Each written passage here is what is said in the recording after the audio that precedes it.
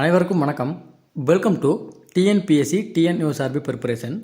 இந்த வகுப்பில் நம்ம என்ன பார்க்க போகிறோம் பார்த்துக்கிட்டிங்கன்னா, பிஜி எக்ஸாமுக்கு தேவையான முக்கியமான ஒரு சைக்காலஜி பகுதி, அதாவது உளவியல் பகுதி. உளவியல்னு சொல்ல முடியாது, இது வந்து கணிதத்தை சார்ந்த ஒரு பகுதி. சரியா? ஸோ நீங்கள் போன வருஷம் 2022 எடுத்துக்கோங்க, இல்லை அதுக்கு முன்னாடி 19 எடுத்துக்கோங்க, இல்லைனா 2022 நடந்த எக்ஸே எடுத்துக்கோங்க, இல்லை 2023 நடந்த எக்ஸாம் எடுத்துக்கோங்க. இந்த அளவியல் பகுதியிலேருந்து ஒரு கேள்வி அல்லது 2 கேள்வி வந்து கட்டாயம் கேட்பாங்கப்பா. சரியா? நான் வந்து ப்ரீவியஸ் இயரில் கேட்ட கொஸ்டின் வச்சிருக்கிறேன், இந்த வருஷம் கேட்ட கொஸ்டின் வச்சிருக்கிறேன், அது சம்மந்தமான ஒரு சில கொஸ்டின் வச்சிருக்கிறேன். அதை வந்து ஃபுல்லாக பார்க்கலாம். முதல்ல நம்ம இந்த அளவீடுகளில் இருக்கக்கூடிய முக்கியமான ஃபார்முலா, அதாவது சூத்திரத்தை வந்து நீங்கள் முதல்ல படிச்சுக்கணும். இந்த எல்லாருக்குமே ஒரு பிடிக்காத டாப்பிக்னோட சொல்லலாம். இந்த அளவியல் டாபிக் பார்த்தீங்கன்னா மறக்கக்கூடிய ஒன்று. அடுத்து பார்த்தீங்கன்னா எனது மேக்ஸிமம் எல்லாருக்குமே பிடிக்காது. ஒரு சிலவங்களுக்கு தான் பிடிச்சிருக்கும், ஒரு சிலவங்களுக்கு இந்த அளவியல் டாபிக் வந்து பிடிக்காது. ஓகேவா?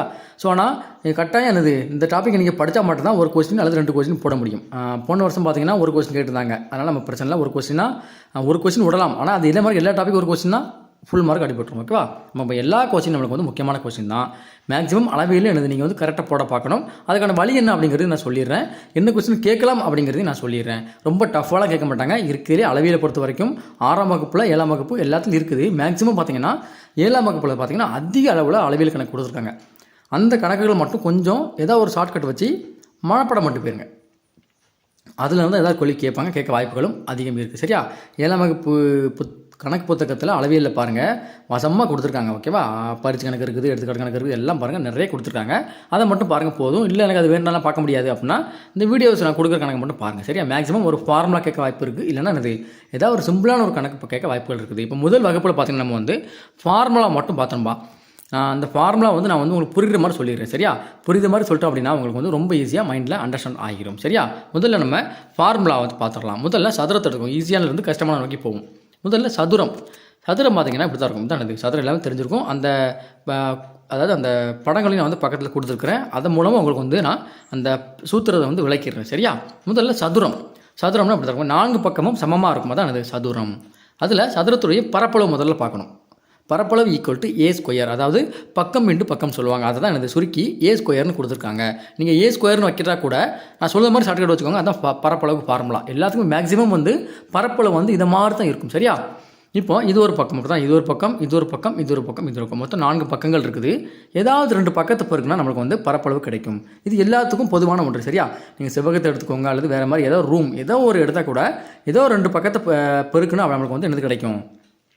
அந்த அறையினுடைய அல்லது அந்த சதுரத்துடைய பரப்பளவு நமக்கு கிடைக்கும். ஓகேவா? ஸோ அப்போ மொத்தம் 4 பக்கங்கள். ஒரு பக்கத்துக்கு வந்து எல்லா பக்கத்தும் பார்த்திங்கன்னா நான் வந்து ஏன்னு கொடுக்குறேன். சரியா?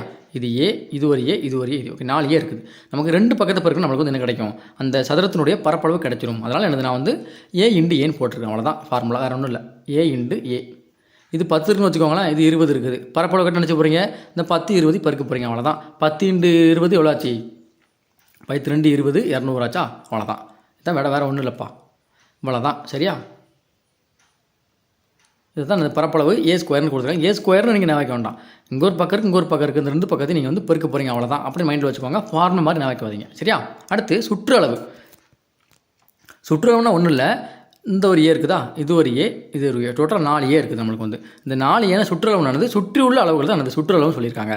பரப்பளவுனா இந்த பகுதி. சரியா? நான் இப்போ கலர் கொடுக்குறேன் இல்லையா, இந்த பகுதி தான் பரப்பளவு. அதாவது ஒரு சர்ஃபேஸினுடைய மேற்பரப்பு மட்டும் தான் நம்ம பரப்பளவுன்னு எடுத்துக்கொள்வோம். சுற்றளவுனா ஒன்றும் இல்லை. இந்த 4 பக்கங்கள் இருக்கு இல்லையா, 4 பக்கங்களையும் கூட்டி எழுதுனா நம்மளுக்கு வந்து என்ன கிடைச்சிரும்? சுற்றளவு அப்படிங்கிறது கிடைச்சிரும். முடியுதுனா? ஸோ அப்போ இது ஒன்று, இது ஒன்று, இது ஒன்று, இது ஒன்று, 4 பக்கங்கள் இருக்குதா, இந்த 4ஐயும் கூட்ட போகிறோம் நம்ம வந்து. அப்போ எத்தனை ஆயிரம் நம்மளுக்கு? இது ஒரு ஏ அப்படிதானா, இது ஒரு ஏ, இது ஒரு ஏ, இது ஒரு ஏ, இது ஒரு ஏ, டோட்டல் எத்தனை பேர் இருக்குது? 4 ஏ. அவ்வளோதான். 4 ஏ தான் என்னது? இந்த சதுரத்தினுடைய சுற்றளவு. வேறு ஒன்றும் இல்லை, சிம்பிளாக போட்டு போயிடணும். இப்போ இது வந்து ஒரு பக்கத்தினுடைய அளவு 10 சென்டிமீட்டர் கொடுக்க வச்சுக்கோங்க. அப்போ சுற்றளவு கிட்ட நினச்சிவிங்க, 4 × 10 எவ்வளோ ஆச்சு? 40. தான் விட. இப்படி ஃபார்முலா போட தெரியலையா?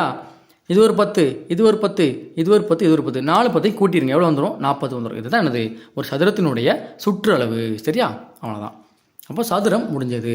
அடுத்து செவ்வகம் வந்துருங்க. செவ்வகத்தை பொறுத்த வரைக்கும் பார்த்திங்க அப்படின்னா சதுரத்தை பொறுத்த 4 பக்கங்கள் இருக்கும். ஆனால் 2 பக்கங்களும் பார்த்திங்க அப்படின்னா சமமாக இருக்கும். இந்த எதிர் பக்கங்கள் பார்த்திங்கன்னா சமமாக இருக்கும். சரியா? இந்த பக்கமும் இந்த பக்கமும் சமமாக இருக்கும், இதுவும் சமமாக இருக்கும். அதான் என்னது?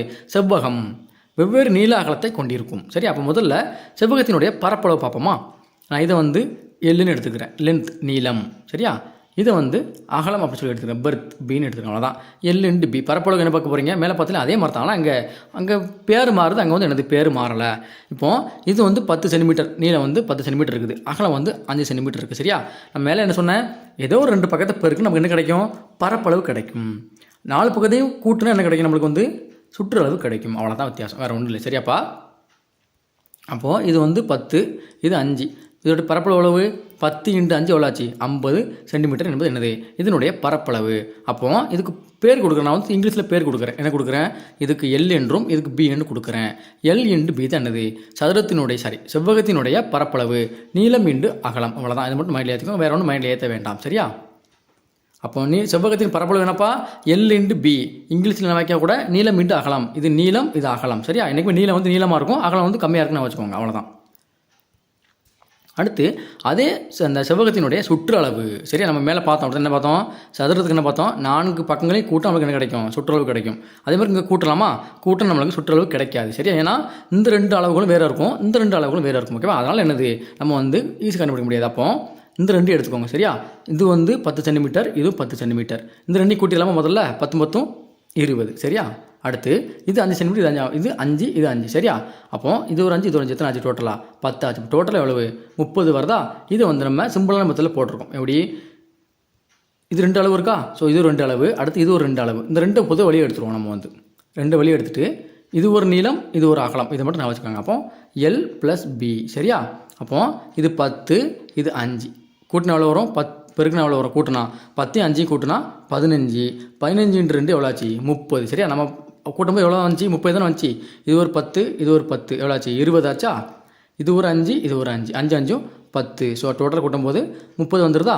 எல்லாத்தையும் கூட்டுனா நமக்கு என்ன வரும், 30 வரும். அதை ஈஸியாக கண்டுபிடிக்காண்டு என்ன பண்ணுறோம், நம்ம ஃபார்முலா மாதிரி வச்சுருக்கிறோம். 2 × எல் + பி. இதுக்கான கண்டுபிடிக்க முடியல சார், ரொம்ப டஃப்பாக இருக்குது. ஒன்றுமே செய்ய வேண்டாம். கணக்கில் கொடுத்துருக்க பக்கத்தை ஒரு எல்லாத்தையும் கூட்டிடு, சுற்றளவு கேட்டால் இது ஒரு அளவு கொடுத்துருப்பாங்களா, இதை கூட்டிடு, இதை கூட்டிடு, இதை கூட்டிடு, இதை கூட்டிடு. 4 பக்கத்தையும் கூட்ட நமக்கு என்ன கிடச்சிரும், ஒரு செவ்வகத்தினுடைய சுற்றளவு கிடச்சிரும். அவ்வளோதான், வேறு ஒன்றும் இல்லைப்பா. ஃபார்முலா மாதிரி எனக்கு படித்தாலே ஃபார்முலாலே மண்டையை பிச்சுக்கு வைக்கும். ஃபார்முலான்னு யோசிக்காமல் ஒரு அளவாக நீங்கள் என்ன வச்சுக்கணும். அவ்வளோதான். இப்போ செவ்வகத்தின் சுற்றளவு என்னது, இதான் செவ்வகத்தின் சுற்றளவு. அடுத்து முக்கோணம். முக்கோணத்தை பொறுத்துன்னு பார்த்தீங்கன்னா பரப்பளவு = ½ BH. ஓகேவா? இதுதான் முக்கோணத்தின் பரப்பளவு. அடிப்பக்கம் என்று உயரம் சொல்லுவாங்க. இது என்னப்பா, அடிப்பக்கம், இது உயரம். சரியா? அதான் என்னது, ஏதோ 2 பக்கத்தை பாருங்க நமக்கு பரப்பளவு. இது வந்து இரு சம பக்கம் முக்கோணம் மட்டும் தானா, அதனால் ஈஸியாக போடலாம். இந்த முக்கோணங்கள் பார்த்தீங்கன்னா கொஞ்சம் டிஃப்ரெண்ட்டாக வரும். நான் வந்து பேசிக்ஸ் அந்த முக்கோணத்தை மட்டும் கொடுத்துருக்குறேன். சரியா? அவ்வளோதான். அப்போது பரப்பளவு = ½ BH. சரியா? இப்போ அரைங்கிறது பார்த்தீங்கன்னா ஃபார்முலா கொடுக்கக்கூடிய ஒன்று. சரியா? அப்போ பி எதை எடுத்துக்கலாம், பி பார்த்திங்க அப்படின்னா அகலம், அடிப்பக்கம். இதுதான் என்னது, இது வந்து 5 கொடுத்துன்னு வச்சுக்கோங்களேன். அப்போ பெருக்கல் 5. சரியா? அடுத்து வேறு என்ன இருக்குது, ஹச் இருக்குது. இது வந்து உயரம். சரி, இதான் என்னது, உயரமாக கொடுத்துருப்பாங்க. அந்த உயரம் எவ்வளோ எடுக்க போகிறீங்க, இது 10 கொடுத்துருந்தா 10 எடுத்துக்கோங்க. இது 10 தான் சேமாக இருக்கும். ஓகே? அப்போ ஏதோ ஒன்று எடுத்தால் போதும். ஓகேவா? அப்போ இண்டு 10, 1 2 2 5 2 10. மிச்சம் என்ன இருக்குது, 1 2 5 5 5 25 தான் என்னது, இந்த முக்கோணத்தினுடைய பரப்பளவு. இதான் என்னது, முக்கோணத்தின் பரப்பளவு கண்டுபிடிக்க ஃபார்முலா சூத்திரம் என்னப்பா, பரப்பளவு = ½ PH. PHக்கு வந்து பார்த்தீங்கன்னா பிக்கு என்பது அடிப்பக்கமும் ஹச் என்பது உயரம். சரியா? இப்போ தமிழில் நான் வச்சாலும் ஓகே தான், இங்கிலீஷில் நான் வச்சாலும் ஓகே தான். உங்களுடைய விருப்பத்தை பார்த்து நீங்கள் ஞாபகம் வச்சுக்கோங்க. சுற்றளவு நான் ஆல்ரெடி சொல்லியிருந்தாலும் சுற்றளவு என்ன அர்த்தம், ஏதோ ஒரு இது இருக்குது, அதை 4 பக்கம் கூட்டினா அது சுற்றளவு கிடச்சிரும். அப்போ முக்கோணத்தையும் கூட்டிடலாமா, அவ்வளோதான். இது இந்த வந்து நீங்கள் வந்து ஏன்னு எடுத்துக்கோங்க, இது பின்னு எடுத்துக்கோங்க, இது சின்னு எடுத்துக்கோங்க. ஏபி கூட்டுங்க, A + B + C. இந்த 3 பக்கத்தையும் கூட்டினீங்கன்னா நமக்கு என்ன கிடச்சிரும், சுற்றளவு கிடச்சிரும். அவ்வளோதான். சரியா? நம்ம சுற்றளவு பார்த்துறோமா, இது வந்து 10 இருக்குது, இது 10 இருக்குது, இது 5 சென்டிமீட்டர் அப்படி வச்சுக்கோங்களேன். இப்போ எல்லாத்தையும் கூட்ட போகிறீங்க. ஏ வந்து எவ்வளவு, 10, பி எவ்வளவு, 10, சி எவ்வளவு, 5. 3 கூட்டினா எவ்வளோ ஆச்சு, 10 10 20 25. 25 என்பது என்னது, இந்த முக்கோணத்தினுடைய சுற்றளவு. சரியா? அப்போ சுற்றளவு A + B + C. 3 பக்கத்தையும் கூட்ட போகிறீங்க. அவ்வளோதான். ஓகேவா? அடுத்து முக்கோணம் முடிச்சு, அடுத்து வட்டம். ஸோ வட்டத்துக்கு எனக்கு அந்த அளவுக்கு தெரியாது, நான் மேக்ஸ் ஸ்டூடெண்ட் கிடையாது. ஸோ நான் ஜஸ்ட்டு சொல்கிறேன். ஓகேவா? πr². அந்த பைக்கு மதிப்பு முதல்ல தெரிஞ்சுக்கணும். ஓகேவா? π = என்னது, 22/7. இப்படி கேட்டாலும் நீங்கள் ஒப்பட தெரியணும். ஓகே, சப்போஸ் இந்த 22/7 சுருக்கி போட்டிருப்பாங்க. எப்படி சுருக்கி போட்டிருப்பாங்க, 22 7ஆல் வகுத்து போட்டிருப்பாங்க. ஓகே, வைக்கலாமா, 1 7 7 3 21 அப்படின்னாப்பா, மீதி 1 இருக்கும். அப்படி தானே? ஸோ 1 இருக்கும், இங்கே புள்ளி வச்சுக்கோங்க, இங்கே சீரியஸ் வருங்க, 10,000. மறுபடியும் 7 வைக்கலாமா, 1 7 7 1 7 7,000. மீதி எவ்வளோ இருக்கும், 3 இருக்குமா, 3னா எவ்வளோ ஆச்சு, அதே மாதிரில 1 3 3 சாரி 1 7 7 4 28, 30 28 போச்சுன்னா என்னது 4 28 சரியா. அப்போ 3.14 தான் என்னது அந்த பையனுடைய தசம மதிப்பு சரியா. இப்படி கேட்டாலும் போட தெரியும், அப்படி கேட்டாலும் போட தெரியும். அப்போ பை = 22/7 அல்லது 3.14 அப்படின்னு சொல்லி நமக்கு தெரிஞ்சிருக்கணும் பையனுடைய மதிப்பு. அப்போ முதல்ல வட்டத்தினுடைய பரப்பளவுக்கு ஃபார்முலா என்னன்னா πr². பை ஏன் கொடுக்குறாங்க அப்படின்னா பின்னாடி ஒரு இது கொடுக்குறான் கூற்று படிக்கும்போது எனக்கு சரியாக புரியலை. உங்களுக்கு புரிஞ்சுன்னா நீங்கள் அதை மைண்டில் எழுதிக்கோங்க சரியா. பைக்கான அந்த விளக்கம் ஏன் கொடுக்குறான்னு சொல்லி நம்ம தெரியணும். கீழே கொடுத்துருப்பாங்க, நான் கொடுக்குறேன். அடுத்து r² அப்படின்னு என்ன தெரியும். முதல்ல ஆர் அப்படின்னு என்ன தெரிஞ்சுக்கணும். ஆர் அப்படின்னா ஒரு வட்டத்தினுடைய ஆரம் சரியா. இதான் மையப்புள்ளி, வட்டத்துக்கு மையப்புள்ளின்னு வச்சுக்கோங்களேன். இதிலிருந்து வட்டத்தினுடைய ஏதோ ஒரு புள்ளிக்கு, வட்டத்தின் மையப்புள்ளியிலிருந்து வட்டத்தினுடைய ஏதோ ஒரு புள்ளிக்கு ஒரு கோடு வரையப்பட்டாலும் அதான் என்னது அந்த வட்டத்தினுடைய ஆரம். இது ஒரு வட்டத்தினுடைய 2 பிரிச்சுன்னு வச்சுக்கோங்களேன் வட்டத்தை. இது பார்த்தீங்கன்னா விட்டம்னு சொல்லுவாங்க ஓகேவா, டயாமீட்டர் சொல்லுவாங்க. அப்போது விட்டத்தில் பாதி தான் என்னது ஆரம் சரியா. அப்போ விட்டம் 10 சென்டிமீட்டர்னு வச்சுக்கோங்களேன். அப்போ ஆரம் எவ்வளவு 5 சென்டிமீட்டர் சரியா. இதான் இந்த மைண்டில் எதுக்குன்னு வரணும். அப்போ வட்டத்தினுடைய அந்த பரப்பளவு ஃபார்முலா என்ன πr². இப்போ ஆரம் எத்தனை 14 இருக்குப்பா. ஸோ ஆரம் 14 சென்டிமீட்டர் வச்சுருக்காங்க. வட்டத்தின் பரப்பளவு என்ன பிடிப்பீங்க. பைக் மதிப்பு என்ன, பைக் மதிப்பு எவ்வளவு 22/7 வட்டத்தினுடைய ஆரம் எவ்வளவு 14 தானே. 14 ஸ்கொயர் போடணும். அப்படி தான் நீங்கள் 14 ஸ்கொயர் போடாமல் 14 2 திருப்பி எழுதிங்க அவ்வளோதான். 1 7 7 7 14. இப்போ இந்த எல்லாத்தையும் பெருக்க நமக்கு ஆன்சர் கிடச்சிரும் அவ்வளோதான்பா. ரொம்ப பெரிய கணக்கெலாம் கிடையாது, ரொம்ப சிம்பிளானதான். இதை அண்டர்ஸ்டாண்ட் பண்ணிங்கன்னா ரொம்ப ஈஸி சரியா. இப்போ வட்டத்தின் பரப்பளவு முடிஞ்சது. இது ஒரு அரை வட்டம் கொடுத்து கேட்காங்க சரியா. அரை வட்டம் எப்படி இருக்கும், இப்படி தானே இருக்கும். அரை வட்டத்துக்கு கொடுத்து ஒரு ஃபார்முலா கேட்காங்கன்னா ஒன்றும் இல்லை, அரையத்துக்கு முன்னே போட்டுருங்க அவ்வளோதான். வட்டத்தின் பரப்பளவு πr² நம்மளுக்கு தெரியும். அப்போ அரை வட்டம்னு கேட்டால் அரை இதானே 1/2 தானே அரை, அது தூக்கி முன்னாடி போட்டுருங்க அவ்வளோதான். πr², இவ்வளோ தான். இது அரை வட்டத்துக்கான ஃபார்முலா. அரை வட்டத்தின் பரப்பளவுக்கான ஃபார்முலா என்னது அரை πr². அடுத்து கால்வட்டத்தின் பரப்பளவு கேட்டாங்கன்னா அதே சேம் தான். கால்னா என்னது 4ல் 1 தானப்பா கால், அதனால் என்னது அதை முன்னாடி போட்டு πr² போட்டிங்கன்னா என்னது கால்வட்டத்தின் பரப்பளவுக்கு ஃபார்முலா என்னது கால் πr², இல்லை 1/4 πr². அடுத்து வட்டத்தினுடைய சுற்றளவு, அதுக்கு எப்படி நான் ஃபார்முலான்னு பாருங்கள் 2/r சரியா. வட்டத்தின் சுற்றளவுக்கு ஃபார்முலா என்னது 2/r. இதே அரை வட்டத்துக்கு கேட்டாங்கன்னா அந்த πr தூக்கி முன்னாடி போட்டு 2 தூக்கி பின்னாடி போட்டு r சேர்த்து கூட்டிடுங்க அவ்வளோதான். என்னது அரை வட்டத்தின் சுற்றளவுக்கு ஃபார்முலா. இதே கால் வட்டத்துக்கு கேட்டாங்கன்னா அரை வடிக்கு முன்னாடி போட்டு அதை அப்படியே இது எழுதிடுங்க அவ்வளோதான். ஒரு அரை தான் போடணும் நம்மளுக்கு சரியா. அந்த அரை வட்டத்தில் பாதி தான் என்னது கால் வட்டம், அதனால் என்னது ஒரு அறையை போட்டிருக்காங்க πr + 2r அவ்வளோதான். இதான் என்னது கால் வட்டத்துக்கு தேவையான பரப்பளவு. இப்போ வட்டம் முடிஞ்சது சரியாப்பா. அடுத்தது இருக்குது இணைகரம் சரியா. இணைகரத்தினுடைய அந்த பரப்பளவுக்கு ஃபார்முலானா அடிப்பக்கம் என்று குத்து உயரம் சொல்லுவாங்க. அடிப்பக்கம் என்னது தான் அடிப்பக்கம் சரியா. குத்து உயரம்னா நீங்கள் இது எடுக்கக்கூடாது, இந்த இதுலேருந்து வருவாங்க சரியா. இதான் அந்த குத்து உயரம் சொல்லுவாங்க. இந்த கோடு கிடையாதுப்பா, இந்த முக்குலேருந்து ஒரு கோடு வருவாங்க டேரெக்டாக வரும் சரியா. அதான் அந்த குத்து உயரம் சொல்லுவாங்க. அந்த ரெண்டினுடைய பகுதிகளை பெருக்குன்னு நம்ம மதிப்புகளை பெருக்குன்னு கிடச்சிடும் நம்மளுக்கு.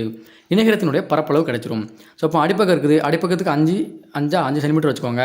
குத்து உயரம் பார்த்தீங்கன்னா 4 சென்டிமீட்டர் கொடுத்துருக்காங்க. அப்படின்னா என்னது 5 4 பெருக்கினா எவ்வளோ ஆச்சு 5 4 20 என்னது அந்த இணைகரத்தினுடைய பரப்பளவு சரியா. ஸோ இப்போ இணைகரத்துக்கு பரப்பளவு = அடிப்பக்கம் இண்டு குத்து உயரம் சரியா. அடுத்து சாய் சதுரம் இந்த சாய் சதுரம் ஓகே. சாய் சதுரத்துக்கு அந்த பரப்பளவு கண்டுபிடிக்க ஃபார்முலா பார்த்திங்க அப்படின்னா அரை இண்டு d1 இண்டு d2 சரியா. அப்போ மூலைவிட்டம் எது தெரிஞ்சுக்கணும். முதல்ல மூலைவிட்டம் என்னது, இதுதான் மூலைவிட்டம் சரியாப்பா. எது நீங்கள் எதனால் d1 d2 எடுத்துக்கலாம். அந்த ரெண்டையும் பெருக்குனீங்க அப்படின்னா நம்மளுக்கு என்ன கிடச்சிரும் அந்த இணைகரத்தினுடைய சாய் சதுரத்தினுடைய பரப்பளவு கிடச்சிரும். அதுக்கு முன்னாடி ஒரு அரை மட்டும் சேர்த்துக்கணும் அவ்வளோதான் ஓகேவா. அரை இண்டு d1 இண்டு d2 சரியா. எல்லாத்தையும் பெருக்கணும் நம்மளுக்கு அது ஆன்சர் கிடச்சிரும். அடி கொடுத்து பெருக்கணும் ஓகேவா. ஸோ எடுத்துக்காட்டு சொல்லிடலாமா. எடுத்துக்காட்டு இப்போ மூலைவிட்டம் d1 5 சென்டிமீட்டர், d2 பார்த்திங்கன்னா 10 சென்டிமீட்டர். அப்போது அந்த சாய்சதுரத்தினுடைய பரப்பளவு கேட்பாங்க. எப்படி போடுவீங்க அரை இண்டு விட்டம் d1 எவ்வளவு 5 இண்டு d2 எவ்வளவு 10 அடி கொடுக்கலாமா. 1 2 5 2 10 மிச்சம் இருக்குது 5 25 ஆனது அந்த சாய்சதுரத்தினுடைய பரப்பளவு. அடுத்து இப்போ சாய்சதுரத்தின் பரப்பளவு என்னப்பா அரை இண்டு d1 இண்டு d2. இதில் d1 d2 என்னது மூலைவிட்டங்கள். அடுத்து உருளை சேமஸ் வட்டத்தை மாதிரி தான் இதுவும் இருக்கும் சரி. வட்டம் இருக்கும், ஆனால் அது கொஞ்சம் நீளமாக இருக்கும். அதோட சுற்றி புறப்பரப்பு இருக்கும். வட்டத்துக்கு பார்த்திங்கன்னா மேற்பரப்பு மட்டும் தான் இருக்கும், இதுக்கு புறப்பரப்புன்னு சொல்லி தனியாக ஒன்று இருக்கும். அதனால் என்னது கொஞ்சம் டிஃப்ரெண்ட் ஆகும் அவ்வளோதான். வலைப்பரப்பு அந்த உருளை இருக்கு இல்லையா, உருளையுடைய இந்த வலைப்பரப்பு இப்படி சுற்றி பார்க்கக்கூடிய அந்த பரப்பு எவ்வளோ பார்த்திங்க அப்படின்னா 2/r ஃபார்முலா சரியா. ஃபார்முலானது 2/RH. 2 என்ன கணக்கில் இருக்கக்கூடியது பை 22/7. ஆர் என்னன்னு பார்த்தீங்கன்னா உயரம் சரியா, சாரி ரேடியஸ் ஆரம் சரியா. ஹச் தான் என்னது உயரம், இந்த உயரம் சரியா. இதெல்லாம் போட்டிங்க அப்படின்னா நமக்கு என்ன கிடச்சிரும், உருளையினுடைய வலைபரப்பு நம்மளுக்கு கிடச்சிரும். எடுத்துக்காட்டு பார்த்துடலாமா. இப்போ அந்த ரேடியஸ் பார்த்திங்க அப்படின்னா 7 சென்டிமீட்டர் கொடுத்துருக்காங்க, உயரம் பார்த்தீங்கன்னா 10 சென்டிமீட்டர். இப்போ இந்த ரெண்டு விஷயம் கண்டுபிடிக்க போகிறோம் சரியா. 2 × 22/7 பைக் மதிப்பு சரியா. பரப்பளவு வலைபரப்பு கண்டுபிடிக்கும் அதுக்கு. அப்போ ரேடியஸ் எவ்வளோ கொடுத்துருக்காங்க 7, ஆர் அதாவது ஹச் உயரம் எவ்வளோ கொடுத்துருக்காங்க 10 கொடுத்துருக்காங்க. டிவைட் பண்ணால் நமக்கு அடைச்சிட்டு சரியா. 177 மிச்சம் எவ்வளவு 22 × 2 44, 44 × 10 440 சரியா. 440 என்னது அந்த உருளையினுடைய வலைபரப்பு சரியா. இதுதான் என்னது உருளையினுடைய வலைபரப்பு கண்டுபிடிக்க ஃபார்முலா என்னது 2/RH சரியா. 2/RH அதில் ஆரமும் வரும் ஹச்சும் வரும் வலைபரப்பு. அடுத்து மொத்த பரப்பளவு என்னென்னா இந்த மேலே அடுத்து பார்த்திங்கன்னா இந்த பகுதி, அடுத்து கீழே பகுதி இருக்குமா அந்த பகுதி, அந்த சைடு இருக்குல்ல உருளை சுற்றி இருக்கக்கூடிய பகுதி எல்லாத்தினுடைய அந்த மொத்த பரப்பளவு கண்டுபிடிக்க ஃபார்முலா என்னென்னா 2/RH + R ஓகேவா. அதே தான் அந்த 2 போட போகிறீங்க, 22/7 போட போகிறீங்க, ஆர் ரேடியஸ் கொடுத்துருப்பாங்க 7 கொடுத்துருக்காங்களே அவன் இந்த கணக்கு பார்த்தோம் 7 ப்ளஸ் என்ன செஞ்சிடும் அந்த உயரத்தையும் கூட்ட போகிறோம். அடுத்து பார்த்திங்கன்னா என்னது அந்த ஆரத்தையும் கூட்ட போகிறோம். எல்லாத்தையும் கூட்டி நமக்கு என்ன கிடச்சிரும் உருளையினுடைய அந்த மொத்த பரப்பு கிடச்சிடும் நம்மளுக்கு அப்போ மொத்த பரப்பில் கண்டுபிடிக்க என்ன ஃபார்முலா 2/RH + R. நீங்கள் எல்லாத்துக்கும் போட்டு மைண்டில் குழப்ப வேண்டாம், நான் கடைசி சொல்கிறேன், அதை மட்டும் நீங்கள் ஃபார்முலா படிச்சுட்டு போங்க சரியா. அடுத்து இந்த உருளையினுடைய கன அளவு உருளைன்னு இருக்குன்னா அதுக்கு உள்ளே எம்டி எத்தனை இருக்கும், அதனுடைய கன அளவு கண்டுபிடிக்க ஃபார்முலா என்னன்னா πr²H சரியா. பையனானது சேமாக வரக்கூடியது 22/7, ஆர்னா என்னது இந்த இருக்குல்ல ஆரத்தினுடைய 2 மடங்கு அவ்வளோதான். அப்போ 6 7 கூட தான் என்னது 7 × 7 போட்டுக்கணும். உயரம் ஆல்ரெடி கொடுத்தது 10 சரி. அப்போ 10 போட்டுக்கணும் அவ்வளோதான். என்னது அந்த உருளையினுடைய கன அளவு கண்டுபிடிக்க ஒரு சூத்திரம். அப்போ கன அளவு = πr²H உருளைக்கு. அடுத்து கூம்புப்பா சரியா. கூம்பு பார்த்திங்க அப்படின்னா வலைபரப்பு = πrl வலைபரப்பு சரியா. எனக்கு கூம்பு பற்றி சரியாக தெரியல, நான் மேக்ஸிமம் ட்ரை பண்ணி பார்த்தா எனக்கு முடியலை. ஸோ நான் ஃபார்முலா மட்டும் ஜஸ்ட்டு கொடுத்துறேன் சரியா. நான் வீடியோ ரொம்ப லென்த்தாக போகுது இல்லையா, அதனால் கொஞ்சம் சுருக்க பார்க்கணும் சரியா. வலைபரப்பு கண்டுபிடிக்க ஃபார்முலா 5rl சரியா. அதில் ஆறுங்கிறது பார்த்திங்கன்னா இந்த கீழே இருக்கக்கூடிய அந்த வட்டத்தினுடைய ஆரம், எல் பார்த்திங்கன்னா லென்த், இந்த மையப்பகுதியிலிருந்து இந்த உச்சிக்கு வரக்கூடிய அந்த கோட்டினுடைய லென்த் சரியா. இதான் என்னது எல். அப்போ πrl சரியா. கூம்பினுடைய வலைபரப்பு கண்டுபிடிக்க ஃபார்முலா. அடுத்து மொத்த பரப்பு என்னது இதனுடைய பரப்பு, அடுத்து இந்த மேலே இருக்கல இந்த பகுதிகள் இதனுடைய பரப்பு கண்டுபிடிக்க ஃபார்முலா என்ன πrl சரி. ஏற்கனவே மேலே கண்டுபிடிச்சிட்டோம், வலைபரப்பு கண்டுபிடிச்சாச்சு. அது கூட என்னது கூட்ட போகிறோம் அந்த ஆரத்தை ஸ்கொயர் பண்ணி கூட்ட போகிறோம் அவ்வளோதான். πrl + πr². இதான் என்னது அந்த மொத்த பரப்பு கண்டுபிடிக்க ஃபார்முலா எதுக்கு கூம்புக்கு சரியா. அடுத்து கன அளவு கூம்பு நீங்கள் திருப்பினீங்கன்னா அந்த நம்ம பாப்கார்ன் சாப்பிட்ற ஒரு பொட்டணம் அந்த மாதிரி இருக்குல்ல, அதனுடைய கன அளவு கண்டுபிடிக்க ஃபார்முலா என்ன 1/3 πr²H ஓகேவா. பையனா நமக்கு ஆர் என்ன தெரியும், r² என்னது ரேடியஸ், அந்த ரேடியஸினுடைய ஸ்கொயர் மதிப்பு 2 மடங்கு ப்ளஸ் இதனுடைய அந்த உயரம் எல்லாத்தையும் கூட்டி நம்ம கிடச்சிரும் அந்த கும்பினுடைய கன அளவு கிடச்சிரும். அப்போ கும்பின் கன அளவு ஃபார்முலா என்னது 1/3 πr²H. அடுத்து கனசதுரம், நம்ம மேலே பார்த்தது சதுரம், இது கனசதுரம் சரியாப்பா. கனசதுரத்தை பொறுத்த வரைக்கும் பார்த்திங்க அப்படின்னா 6 பக்கம் பார்த்தோன்னா மேலே ஒரு பக்கம், இங்கே ஒரு பக்கம் 2, இங்கே ஒன்று 3, இங்கே ஒன்று 4, இங்கே ஒன்று 5, இதுக்கு ஆப்போசிட் ஒன்று 6 சரியா. ஸோ டோட்டலாக 6 பக்கங்களை கொண்டிருக்கும். அந்த 6 பக்கத்துக்கும் பரப்பு கண்டுபிடிக்கணும் இல்லையா. அப்போது முன்னாடியே சொல்லியிருந்தேன் அப்படிதானா, ஏதோ 2 பக்கத்தை பெருக்க நமக்கு என்ன கிடச்சிரும் பரப்பளவு கிடைக்கும் சொல்லி கண்டுபிடிச்சிருப்போம். அப்போ 6 பக்கம் இருக்கிறதுனால 6a பெருக்க போகிறீங்க அவ்வளோதான். 6 × a² சரியா. ஏன்னா 2 பக்கம் இருக்கனால என்னது ஏ அப்படிங்கிறத நம்ம தெரிஞ்சுக்கணும். 6a². இது என்னது கனசதுரம் கண்டுபிடிக்க பரப்பளவு கண்டுபிடிக்க ஃபார்முலா. அடுத்து அந்த கனசதுரத்தினுடைய கன அளவு கண்டுபிடிக்க ஃபார்முலா தெரியணும். கன அளவுன்னு ஒன்றும் இல்லை. இப்போ கனசதுரத்துக்கு எடுத்துக்காட்டு ஏதாவது பொருள் வேணும் அப்படின்னா அதனுடைய பெட்டி எடுத்துக்கோங்க, பாக்ஸ் இருக்குல்ல எம்டி பாக்ஸ், அதான் அது கனசதுரத்துக்கு எடுத்துக்காட்டு. அதனுடைய ஏதோ பொருள் வைக்கலாம் இல்லையா, அதனுடைய கன அளவு தெரியும் இல்லையா, அந்த கன அளவு கண்டுபிடிக்க ஃபார்முலா தான் a³ சரியா. அவ்வளோதான் a³. அடுத்து மூலைவிட்டம் கண்டுபிடிக்க ஃபார்முலா √3 என்னது ரூட் எனக்கு இதில் வரல, வேட்டில் வரல, அதனால் என்னது இந்த மாதிரி சிம்பிள் போட்டிருக்கேன். சரியான இது பார்த்திங்க அப்படின்னா √3a இதான் என்னது அந்த சதுரத்தினுடைய கனசதுரத்தினுடைய மூலைவிட்டம் கண்டுபிடிக்க ஃபார்முலா சரியா. √3a என்னது ஏதோ ஒரு பக்கம் கொடுத்தா அதை கணக்கு நமக்கு ஆன்சர் கிடச்சிரும் அவ்வளோதான். அப்போ மூலைவிட்டம் என்னது √3a. அடுத்து அதிலே இல்லை கன செவ்வகம் சரியா. கன செவ்வகத்தை பொறுத்த வரைக்கும் பார்த்தீங்கன்னா அதே மாதிரில 6 பக்கம் இருக்கு இல்லையா, அந்த 6 பக்கத்துக்கு கண்டுபிடிக்க பரப்பளவு கண்டுபிடிக்க ஃபார்முலா பார்த்தீங்கன்னா பார்த்திங்க அப்படின்னா 2 into LB plus BH plus HL. சரியா, அந்த 6 பக்கத்துக்கும் பேர் கொடுத்துருப்பாங்க. அதில் பார்த்திங்க அப்படின்னா இது எடுத்துக்கோங்க. சரியா, நான் பேர் கொடுக்கணும்னு சொல்லி தரேன், ஈஸி சொல்லி தரேன் பாருங்கள், வெயிட் பண்ணுங்கள். இது எல்லு, இது எல்லு, இது பி, எல்பிஹெச் தானே வருது. ஓகேவா, எல்பிஹெச்எல். ஓகேவா, ஸோ இது வரான்னு நினைக்கிறேன், வெயிட் பண்ணுங்கள், நான் பார்த்தா சொல்லணும். சரியா, ஸோ இப்போ நீங்கள் பரப்பளவு ஜஸ்ட் தெரிஞ்சுக்கோங்க. LB plus BH plus HL. சரியா, 2 into LB plus BH plus HL. இதான் என்னது, அந்த புறப்பரப்பளவு கனசெவ்வகத்தினுடைய புறப்பரப்பளவு கண்டுபிடிக்க ஃபார்முலா. அடுத்து கன அளவு, அதே மாதிரி இருக்குல்ல கன அளவு கண்டுபிடிக்க ஃபார்முலா என்னன்னா இதனுடைய லென்த்து. சரியா, லென்த்து, பிரெத்து, ஹைட்டு. ஓகேவா, இந்த ஹைட்டு அதான் கண்டுபிடிக்க என்னது எல்பிஹெச் 3 சொல்லுவாங்க. இதான் கன அளவு. ஸோ அப்போ இதோட என்னது இந்த அளவியலுக்கான ஃபார்முலா முடிஞ்சு. சரியா, இது 20 நிமிஷம் பயிற்சி. உங்களுக்கு இதுக்கு மேலே கணக்குன்னு சொன்னோம்னு வச்சுக்கோங்களேன், 40 நிமிஷம் தாண்டிடும். அதனால் என்னது உங்களுக்கு கணக்குகளை அதுக்கு தேவையான வினாக்களை பார்த்தீங்கன்னா அடுத்த வகுப்பில் கொடுக்குறேன். இது பகுதி 1 பார்த்தீங்கன்னா ஃபார்முலா மட்டும் நீங்கள் வந்து படிச்சுக்கோங்க. சரியா, ஸோ அப்போ கிட்டத்தட்ட எத்தனை ஒரு